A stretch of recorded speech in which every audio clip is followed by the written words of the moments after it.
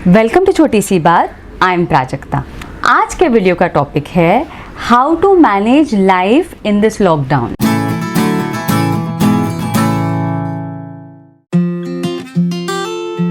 जितना हो सके आप अपने हस्बैंड का, अपने वाइफ का, अपने घर वालों के इमोशनल वेलबींग का ध्यान रखिए। फॉर एग्ज़ाम्पल जो छोटी मोटी नोक झोंक होती है, झगड़ा होता है, वो जितना अब से अवॉइड हो सके उतना अवॉइड कीजिए। उनके दिन भर के बिहेवियर को पूरी तरह से सुपरवाइज़ करने की कोई ज़रूरत नहीं है। ऐसा हो सकता है कि आपने उनको कोई काम बोला और वो भूल गए, या उन्होंने लेट कर दिया, या उन्होंने ठीक से नहीं किया। तो फिर से उनके काम को एनालाइज़ करना, उनके एक्शंस को सुपरवाइज़ करना और उनको करेक्ट करने की कोशिश करना, ये सारी बातें आप प्लीज़ अवॉइड कीजिए, क्योंकि इससे सिर्फ इरिटेशन बढ़ेगा और फिर उनको आपकी हेल्प करने का मन भी नहीं करेगा, और थोड़ा बहुत वो जो हेल्प कर रहे हैं वो भी नहीं करेंगे। वो जैसे रहते हैं वैसे उनको रहने दीजिए। आप सुबह जल्दी उठ के नहाते हैं, इट्स ओके, लेकिन इसलिए सबने जल्दी उठ के नहाना चाहिए ये ज़रूरी नहीं है। तो आपके जो रूल्स एंड रेगुलेशंस हैं वो दूसरों के ऊपर थोपना प्लीज़ बंद कीजिए। इससे सिर्फ इरिटेशन और नेगेटिविटी बढ़ती है और घर का माहौल ख़राब होता है। तो ये बिल्कुल भी ज़रूरी नहीं है कि हर कोई आपके हिसाब से वो काम करे। उनका तरीका अलग हो सकता है, इस बात को आप प्लीज़ एक्सेप्ट कीजिए। एक दूसरे को पिन पॉइंट करने से बेटर ये है कि आप एक दूसरे को सपोर्ट करें। इस वक्त में जितना हो सके घर का माहौल अच्छा और खुशहाल रखने की कोशिश कीजिए। एक दूसरे को एक्सेप्ट कीजिए एंड रिमेंबर कि आप सब इसमें साथ हैं।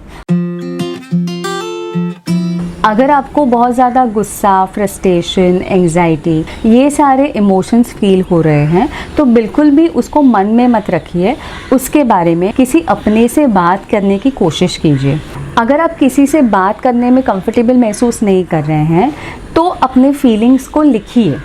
Expressing your emotions, talking about your emotions, writing down your emotions is very therapeutic. Negative thoughts से बचने के लिए ना अपने माइंड को जितना आप डाइवर्ट कर सकते हैं उतना कीजिए। फॉर एग्ज़ाम्पल चाय पीजिए, बुक पढ़िए, या कुछ कॉमेडी वीडियो देखिए, या पेंटिंग कीजिए। इससे क्या होगा कि आपका माइंड डाइवर्ट हो जाएगा and you will feel much better. Secondly, रोज़ थोड़ी देर के लिए ना मेडिटेशन कीजिए।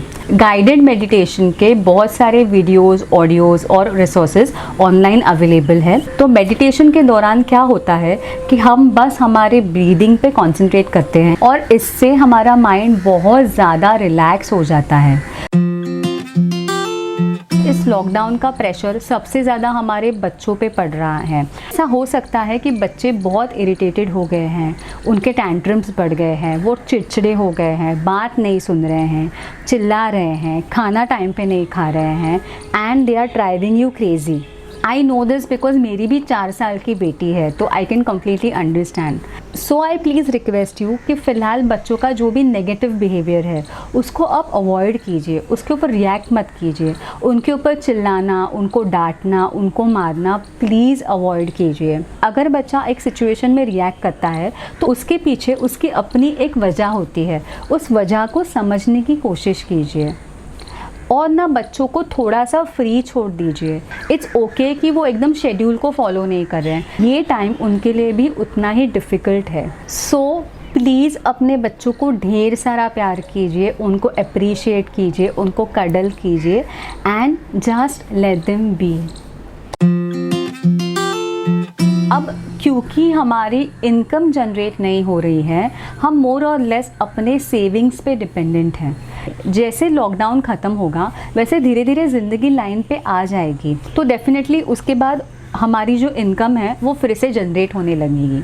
तो बस अभी के लिए थोड़ा बहुत संभलना बहुत ज़रूरी है। देखिए, हमें पता नहीं है, शायद फाइनेंशियल क्राइसिस आ सकता है, तो उसके लिए हमें तैयार होना है। आपसे जितना हो सके आप सेविंग कीजिए, अपना खर्चा कम करने की कोशिश कीजिए। जब लॉकडाउन खुलेगा उसके बाद भी ज़्यादा शॉपिंग करना या ज़्यादा रिसोर्सेज को कंज्यूम करना थोड़े दिन के लिए अवॉइड कीजिए। आई एम वेरी श्योर कि पहले भी आपने ज़िंदगी में बहुत सारी कठिनाइयाँ फेस की हैं। इस मुश्किल को भी फेस करने की ताकत और हिम्मत आप में है, तो आपको बस खुद में थोड़ा सा विश्वास रखना है। ये याद रखिए कि ये सिर्फ एक फेज़ है, ये कुछ दिनों की बात है। ये वक्त भी गुजर जाएगा और एक नया सवेरा आएगा। जितना हमसे हो सके, अगर ज़्यादा दिन जो घर में है वो सामान चलेगा, उतना ही हमें कम ख़रीदना पड़ेगा। जब हम कम ख़रीदेंगे तो ऑटोमेटिकली हमारा खर्चा थोड़ा बहुत कम हो जाएगा। अपने ग्रॉसरीज़ को ज़्यादा से ज़्यादा देर तक चलाने के लिए सबसे बेस्ट तरीका है 1 पॉट मील। 1 पॉट मील का मतलब ये है कि आइदर आप ब्रेकफास्ट करें, लंच करें, डिनर करें, किसी भी वक्त पे सिर्फ एक रेसिपी को बनाना है। फॉर एग्जांपल सिर्फ आलू पराठा बनाया और पेट भर के खाया। नॉर्मली हम सब्ज़ी, रोटी, दाल, राइस, सलाद, ये सारी चीज़ें बनाते हैं तो इससे ज़्यादा इंग्रेडिएंट्स कंज्यूम होते हैं। जब हम 1 पॉट मील बनाएंगे तब डेफिनेटली कम इंग्रेडिएंट्स यूज़ होंगे। फॉर एग्जांपल एक दिन डोसा, एक दिन इडली, एक दिन पाव भाजी, तो इससे खाने में वैरायटी भी बनी रहेगी और पूरा खाना बनाने में जो एनर्जी और टाइम कंज्यूम होगा वो भी कम हो जाएगा। अभी लॉकडाउन की वजह से ऐसी सिचुएशन है कि जो गैस सिलेंडर है उसकी अवेलेबिलिटी मुश्किल हो गई है, इसलिए जितना हो सके उतना अगर हम गैस कम यूज़ करेंगे उतना ही हमारा सिलेंडर ज़्यादा दिन तक चलेगा। दैट्स वाई जब आप 1 पॉट मील बनाएंगे तब डेफिनेटली आपका गैस भी बहुत कम यूज़ होगा। मेरी सासू माँ की एक आदत है, चाय बनाते वक्त वो चाय का बर्तन गैस पे रखती है और दूध का जो बर्तन है वो चाय के बर्तन के ऊपर रखती है। तो क्या होता है कि चाय की जो हीट है उस हीट से दूध अच्छे से गर्म हो जाता है। हम बहुत सालों से उसी तरह से चाय बना रहे हैं और इससे ना बहुत सारी गैस बचती है। चपाती बनाने के तुरंत बाद तवा काफ़ी गर्म होता है, उस हीट को आप यूज़ कीजिए। तुरंत उसके ऊपर सब्ज़ी का बर्तन या कोई और बर्तन रख दीजिए जो आपको गर्म करना है। तवे की हीट कंज्यूम करने के बाद जब वो बर्तन थोड़ा सा गर्म हो जाए तभी फिर आप उसको गैस पे रखिए और उसको गर्म कीजिए। इससे डेफिनेटली थोड़ा बहुत तो गैस ज़रूर बचेगा। और एक एग्जाम्पल ये है कि तलने के समय एंड में जो 1-2 चीज़ें बचती हैं उनके लिए आप गैस ऑफ करके भी वो तल सकते हैं। देखिए तलते तलते तेल काफ़ी गर्म हो जाता है और गैस बंद करने से भी उसका टेम्परेचर अफेक्ट नहीं होता है। तो जो एंड में जो 1-2 पापड़ बचते हैं वो आप गैस बंद करके भी तल सकते हैं। इससे भी थोड़ा बहुत गैस को बचाने में हेल्प होगी। गैस को बचाने का और एक तरीका ये है, खाना बनते ही जब गर्म होता है तभी उसको खा लीजिए, क्योंकि जब खाना ठंडा हो जाता है तब हम उसको वापस गर्म करते हैं और फिर खाते हैं। तो ये घड़ी घड़ी जो खाना गर्म करने में, चाय गर्म करने में जो गैस कंज्यूम होता है वो अवॉइड हो जाएगा। बहुत बार ऐसा होता है कि थोड़ा बहुत गैस लीक होते रहता है और वेस्ट हो जाता है। जैसे ही आपका खाना बना के हो जाए आप सिलेंडर को नीचे से ऑफ कर दीजिए, इससे गैस लीक नहीं होगा और बहुत सारा गैस सेव हो जाएगा।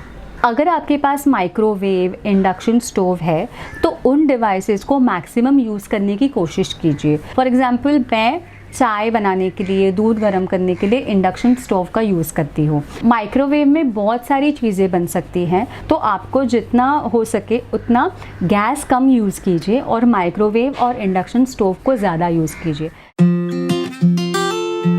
अब नेक्स्ट है इलेक्ट्रिसिटी बचाना। सिंपल सी बात है, जब हम कम इलेक्ट्रिसिटी यूज़ करेंगे तब हमें कम बिल आएगा। जब हमें कम बिल आएगा तब डेफिनेटली हमारा खर्चा थोड़ा कम हो जाएगा। सो दिन में लाइट लगाना अवॉइड कीजिए। रूम में से बाहर जाते वक्त लाइट, फैन, ऐसे सारे डिवाइसेस को ऑफ़ कीजिए। बहुत बार मैंने देखा है कि घर में टीवी का जो बटन होता है वो दिन भर ऑन ही होता है और हम रिमोट से सिर्फ टीवी को ऑन ऑफ करते हैं। इससे काफ़ी इलेक्ट्रिसिटी कंज्यूम होती है। तो जब भी आपका टीवी देख के हो जाए तो याद से टीवी का जो मेन स्विच है उसको ऑफ़ करना मत भूलिए।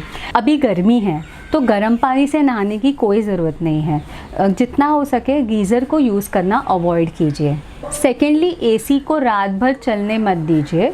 रूम थोड़ी ठंडी होने के बाद एसी को भी ऑफ़ कीजिए। जैसी ज़रूरत हो वैसी थोड़ी थोड़ी देर के बाद एसी को ऑन ऑफ़ करते रहिए, उससे कम इलेक्ट्रिसिटी कंज्यूम होगी।